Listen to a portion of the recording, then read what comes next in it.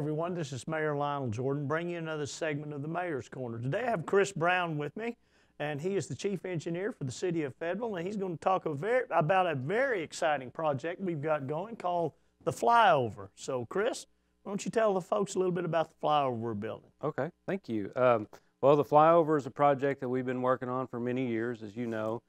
Since really about 2006, we've been working on the project. It is a federal aid project, so there's been a lot of work we've done with the Highway Department to get all the approvals and et cetera that we need. And it is on the Fulbright Expressway, so we had to get a approval to add a new ramp on the expressway, and that's really the main focus of the flyover. So drivers who are driving on Highway 71B, College Avenue, going north toward the mall, after they pass through the Millsap intersection, then the flyover will take off to the left, up and over all the lanes of the Highway 71B and the Fulbright Expressway, and will provide basically a direct connection from Highway 71B, College Avenue, to the Fulbright Expressway. So now folks who are making U-turns at Joyce and College will be able to have that direct connection. It'll virtually eliminate the U-turns at College Avenue. The other thing that may be even more exciting is the additional access into the shopping area, the Target Kohl's area, right at just south of Olive Garden. There will be a ramp that will come off of this new flyover and come into that shopping area at Mall and Shiloh, so signalized intersection. So another access point for folks to get into what's one of our major sales tax generators and an economic engine for the city. What is that project? What's that going to cost? The total cost of the project is about $6.3 million for the construction. 80% of that is paid by federal aid, so a little over $5 million is paid with the federal aid money. The city's share through the Transportation Bond Program is about $1.2 million. Well, that's certainly going to be quite an addition. I remember when that all came up. I was chair of the street committee back in 2006, and this was something that we were really pushed hard on, and it's taken us about 7 years to get us to this point. But construction has begun, and how long do you think it will take to finish that project? Well, it's an 18-month contract, so we're expecting by middle of 2014 that thing will be up and running. Wow, that will be a tremendous asset to the city. It will. And folks will see it basically growing up out of the ground in the coming months, and it'll turn into what's now just vacant property into a bridge, pretty significant bridge. What's it going to look like? I mean, is it going to be red iron or I mean, it's a okay. Yeah, we do have a few items that will be not anything that will stand out, but it will have some aesthetics other than just a gray concrete bridge. The bridge itself, the steel, the iron, the beams will be what's called weathering steel. It's the same as we have on our trail bridges.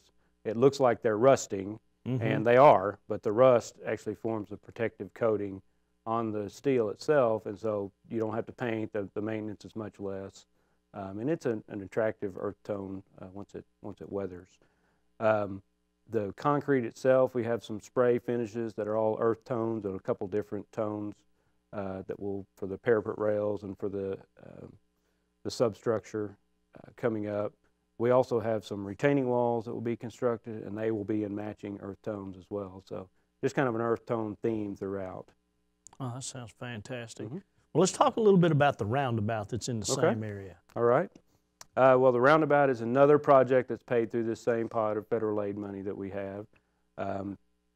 It's about a $1.75 million construction project. Once it's all done, it will be a two-lane roundabout. It's up and running now. It's functioning as a single-lane roundabout. The feedback we've gotten so far has been extremely positive from folks who are having to come to work there in that area. They say the traffic flows much smoother. Yeah, they don't have to stop. They're not backing up. And what I say to them is just wait until we get it done and it's fully functioning and all of the elements are in place. We feel like it really is going to make that intersection much more efficient and much safer too. So we're really looking forward to having that done. The center of the roundabout, folks may have seen that already. We've got some stone circles in there. We'll have landscaping that will go up around those. And those actually help function to help slow the traffic through the roundabout so that you can't see all the way across. It helps people slow down a little bit just to make sure that they're cautious. There's a video out about the roundabout that's been done by our folks here at the television center, and really gives a good simple explanation about how to drive through the roundabout. But really, the main thing is as you come in, you yield to traffic that's already in the roundabout. Once you get into the roundabout, you just simply drive in a circle until you get to your exit point. If you mix your exit point, you go around again and then take your exit. So it's very simple, and much fewer decision points that people have to make. You don't have to watch for traffic from all directions. You really just have to look for traffic to your left. Well, let's talk about some of the ongoing projects we've got on the slate right now. Okay, sure. There are lots of things going on in the city. Many of the projects that we have under construction right now are actually partnering projects with the highway department. So the highway department has taken over the role of construction. In the couple of years past, we've been working on relocating utilities out of the way, so they've been city projects. But Highway 16 on the south side of town is under construction. The highway department is working on that. Garland Avenue, Highway 112, just north of the university. There are some orange barrels showing up out there, so that project is beginning to kick off the roadway widening. And 265, the southern portion of 265, is they're getting close to completing that. There's still a lot of work, but the highway department tells me by mid to late 2013, this year, that piece of 265 will be done. That was about a $12 million project, and the city's participated 50% in that. Another project that we're seeing coming forward from the highway department is the north end of 265, north of Joyce. That project will be starting construction later on this year, and it's probably a 2-year project, so 2015, the Highway 265 will be completely done all the way up to the city limits. Some other projects that aren't really city projects, but they are going to have a huge effect in the city is the I-540 widening by the highway department. In the fall of last year, there was a sales tax passed by voters to provide additional funding for the highway department, some of which we're receiving some of that turnback money as well. But the highway department is using that money in northwest Arkansas essentially to widen I-540 from Fayetteville all the way to Bentonville.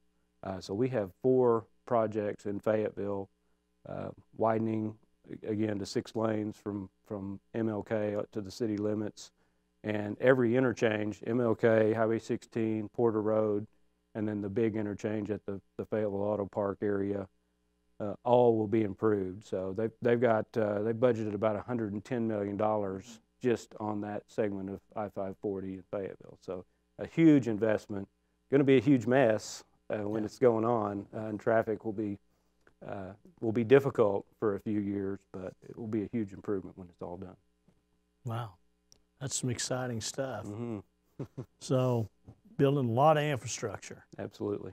Well, folks, as you can see, we've got flyovers, and I know we're doing roads on Cato Springs and Garland and 265 and flyovers and roundabouts, and we're working on historic bridges over Lafayette, and we've got a lot of infrastructure coming online, and probably in the next 2 years we will also triple sidewalk productions in the city of Fayetteville, and so I'm looking very, very much forward to those projects, and it's an exciting time. And so, Chris, thank you very much for being on the show. I enjoyed it. And folks, until we see you again, you have a great day, and we'll see you real soon.